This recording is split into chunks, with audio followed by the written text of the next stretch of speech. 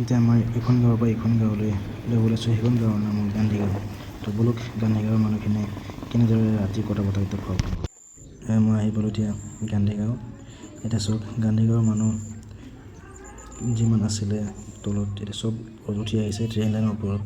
ইয়াতে ট্ৰেইন লাইনৰ কিনাৰত চাং বাতি শিবিৰ বনাই লৈছে।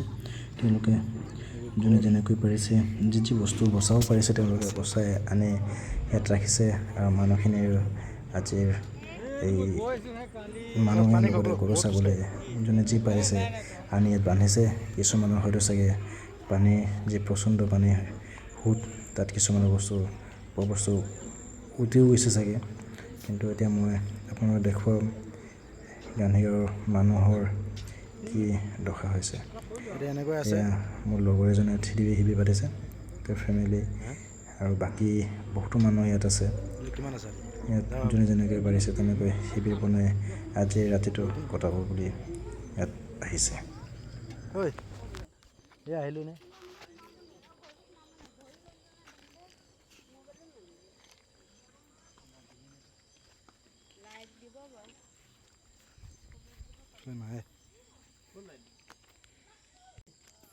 গোটেই ৰাস্তাত পানী হোৱাৰ বাবে এতিয়া চব বাইকখন কি ধৰণে ট্ৰেইন লাইনৰ যি সেই ৰাস্তাটো আছে সেই ৰাস্তাৰ ওপৰেদি বাইকখন ঠেলি ঠেলি নি আছে এজনে।